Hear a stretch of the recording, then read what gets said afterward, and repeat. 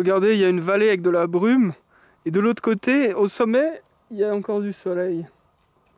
C'est beau, ça fait des reliefs comme ça. Je suis jaloux de l'autre vallée qui a encore le soleil.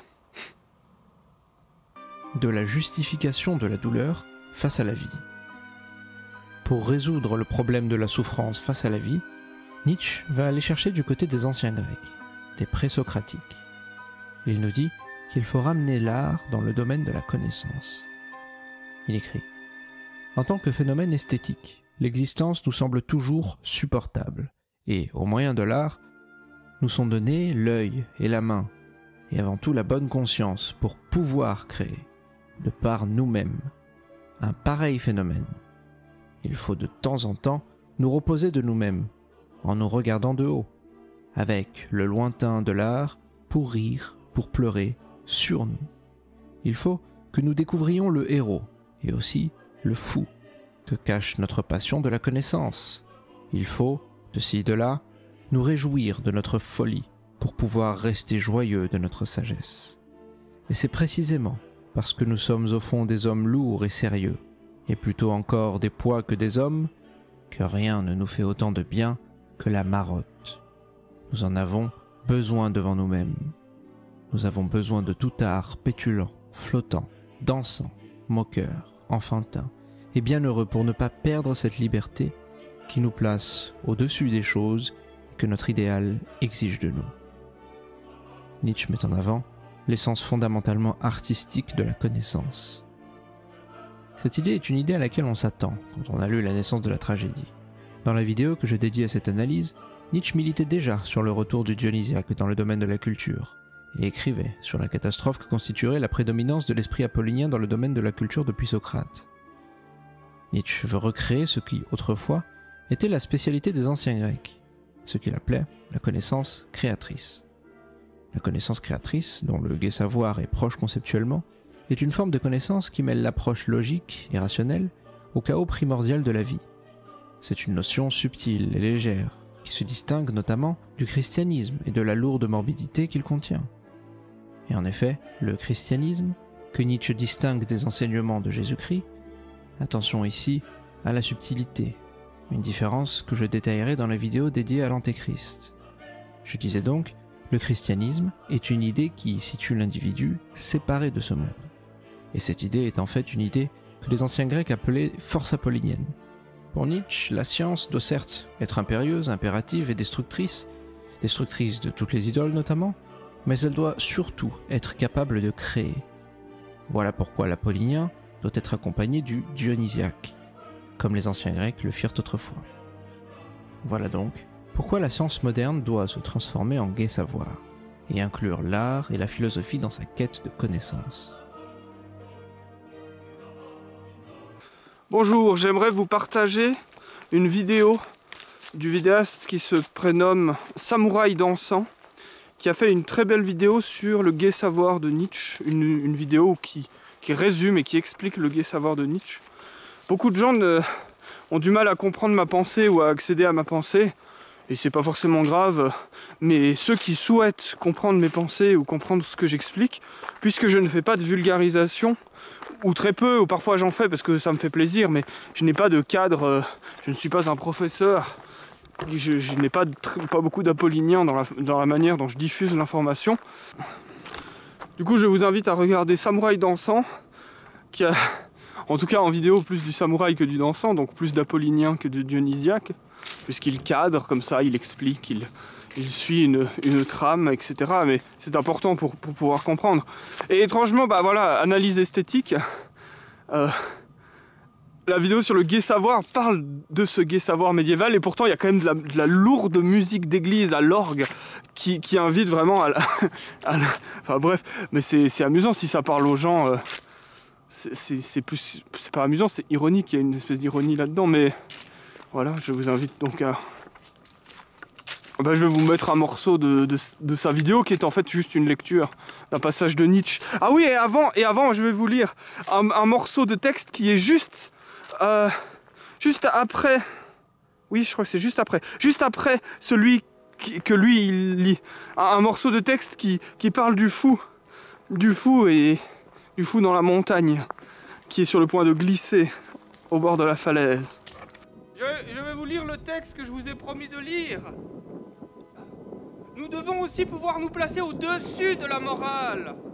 Et non seulement nous y placer avec la raideur inquiète de quelqu'un qui craint à chaque moment de glisser et de tomber, mais aussi pouvoir planer et jouer au-dessus d'elle.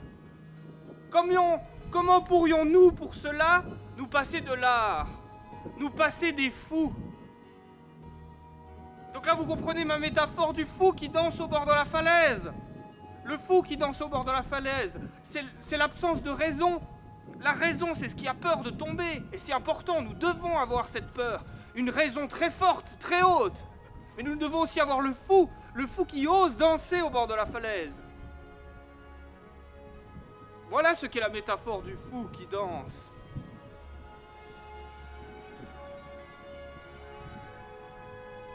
Regardez là en bas, c'est ma patrie et le lac de ma patrie. Il y a beaucoup de brume. Beaucoup de brume sur ma patrie. C'est amusant, au début du morceau que j'ai sélectionné de la vidéo de Samouraï dansant pour vous la montrer et pour vous montrer mes œuvres par-dessus, il y a cette fresque que je ne sais plus quelle religion produit dans l'idée de faire quelque chose de compliqué et de la détruire pour montrer qu'on est détaché, et c'est même pas pour montrer, c'est pour se détacher du monde matériel. C'est ce qu'on appelle la morale ascétique, c'est l'ascétisme. C'est l'idée que nous devons faire des jeûnes, nous devons cesser d'avoir du plaisir, cesser de vouloir vivre, cesser de ressentir, etc. Et cesser d'accorder de l'importance au monde tel qu'il est, au monde matériel surtout. Ils font une séparation entre monde matériel et monde immatériel. Et c'est amusant parce que pendant ma construction, à plusieurs reprises, j'ai pensé à ces moines qui font des choses éphémères. Sauf que moi, mon œuvre éphémère, elle n'a pas du tout le même sens. Moi, elle a le sens dont parle Nietzsche. Elle n'a pas le sens de la morale ascétique. Moi, elle a le sens que c'est éphémère, c'est horrible, ça va être détruit. Mais c'est beau, ici, maintenant, ça a de la valeur. Je veux que ça ait de la valeur. J'estime que ça a la plus grande valeur. Et donc, c'est une lutte et une danse avec les éléments du monde.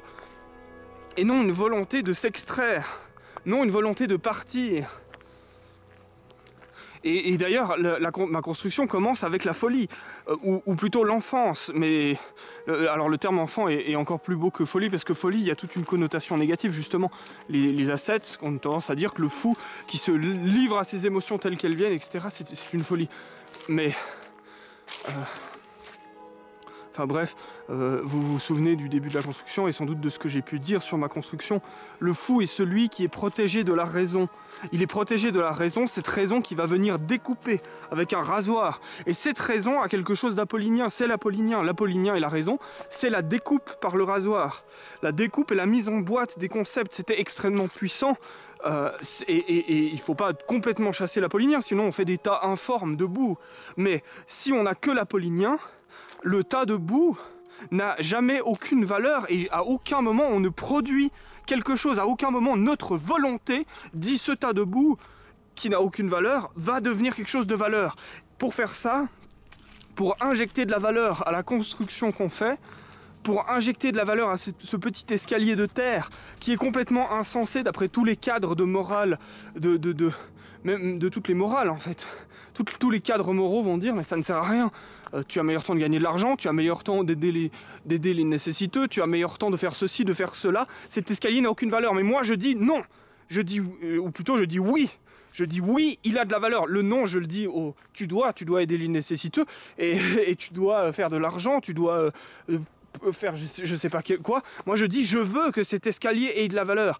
Et j'ai même pas besoin de le dire parce qu'en fait là je vous le fais comme si je parlais avec quelqu'un, mais c'est quelque chose d'interne. Je suis tout seul à la rivière, je suis tout seul avec la boue, avec le monde qui m'entoure, avec les rochers, avec l'argile, et je veux que ça ait de la valeur, et je trouve que ça a de la valeur, et je m'amuse tel l'enfant. Et c'est pour ça que l'enfant est producteur de valeur. Mais derrière l'enfant, il doit y avoir le lion qui dit je veux, justement, ce je veux que ça ait de la valeur. Et donc il doit par une espèce de violence prendre de l'espace, face à toutes les doctrines morales, toutes les valeurs, toutes les chaînes déjà construites qui essayent de nous écraser. Le lion dit « je veux ». Et l'enfant derrière arrive à la place pour dire « j'aime cela, cela a de la valeur, cette chose vaut quelque chose, je l'aime ». Eh bien, donc il y a ce lion qui dit « je veux », mais avant le lion, il faut un chameau. Pourquoi un chameau? Alors, moi j'aime pas trop la métaphore du chameau, j'ai envie de dire le mulet. Il y a le mulet qui porte des charges lourdes. Ça c'est l'esprit qui a accumulé des savoirs énormes, qui évidemment sont dans la sphère de ce qu'on peut appeler l'apollinien, c'est-à-dire la connaissance de la physique, la connaissance de l'histoire, la connaissance de la morale, de tout un tas de morales, des diverses façons qu'il y a de faire de la morale. Et c'est à partir du moment où on a assez de connaissances sur qu'est-ce qui fait qu'on devient moral, qu'est-ce qui fait que ce peuple-là choisit cette morale, pourquoi ce peuple a-t-il besoin de cette morale, qu'est-ce qui fait que dans ses rites, etc., toute une connaissance du monde, donc ça c'est le mulet, c'est le chameau. À partir de cette connaissance, au bout d'un moment, on peut devenir le lion qui dit « non, mais finalement, je veux !» En fait, moi, voilà ce que je veux. La fermeté de ton jugement moral pourrait être encore une preuve d'une pauvreté personnelle, d'un manque d'individualité. Ta force morale pourrait bien avoir sa source dans ton entêtement, ou dans ton incapacité à percevoir un idéal nouveau. En un mot, si tu avais pensé d'une façon plus subtile, mieux observé et appris davantage, à aucune condition, tu n'appellerais plus devoir et conscience ce devoir et cette conscience que tu crois être personnelle. Ta religion serait éclairée sur la façon dont se sont toujours formés les jugements moraux, et elle te ferait perdre le goût pour ces termes pathétiques, tout comme tu as déjà perdu le goût pour d'autres termes pathétiques. Par exemple, le péché, le salut de l'âme, la rédemption. Et derrière, on peut devenir l'enfant. L'enfant qui, lui, n'a même pas besoin d'affirmer qu'il veut. Lui, il donne de la valeur, il dit ça a de la valeur. Mais vous voyez que le fou a quelque chose de l'enfant et d'une petite part de lion, mais il a plutôt de l'enfant parce qu'il en a rien à faire de la raison. Justement, la raison, c'est une chose contre laquelle le lion peut hurler et dire mais en fait la raison, qu'est-ce que c'est, d'où ça vient? Et pour ça, il faut le travail du chameau pour comprendre, par exemple, l'axiomatique. Comprendre que la raison n'est basée à aucun moment sur des choses raisonnables. Et que la raison n'est finalement qu'une volonté d'autres personnes. Ce sont d'autres lions à d'autres moments qui ont dit « je veux ». Voilà. Je me suis de nouveau emporté. À réexpliquer les métamorphoses de l'esprit.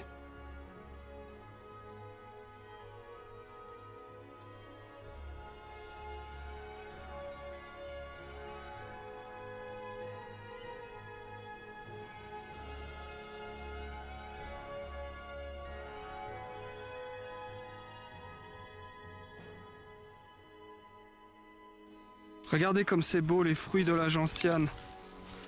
Tu casses les fruits, il répand les graines.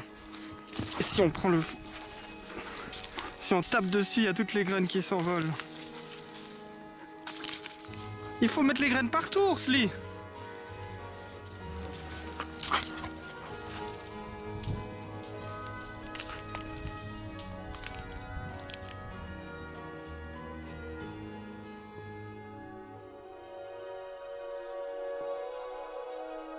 Vous voyez, je vous parle de Nietzsche et je me sens déjà mal, je sens déjà trop de choses qui viennent d'en bas de la vallée, de la brume du fin fond de l'humanité là-bas.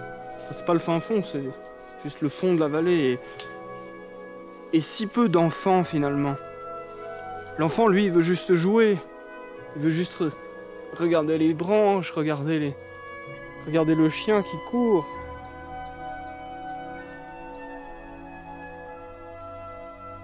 C'est pour ça que beaucoup de choses dont je parle qui sont en fait en lien avec Nietzsche, je ne mentionne même pas Nietzsche, je ne parle pas de Nietzsche et je n'y pense même plus en fait. Je l'ai souvent dit ça, mais Nietzsche, je pensais comme lui avant de le trouver. J'ai juste trouvé quelqu'un qui pensait des choses similaires et qui a beaucoup pensé dans sa vie et donc qui a écrit beaucoup de choses.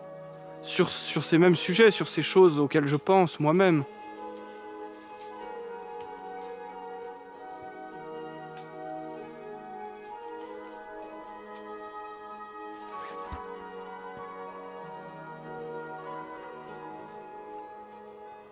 La brume remonte du fin fond de la vallée, regardez. La brume remonte. On la voit lentement passer d'un arbre à l'autre, d'une couche à l'autre. C'est la mer de brouillard qui monte. Je serai bientôt dans les nuages. Il faudra que je monte encore plus, à nouveau. Peut-être. Qui sait jusqu'où je devrais monter pour fuir la brume? Qui sait jusqu'où je devrais monter pour fuir la brume du fond de la vallée?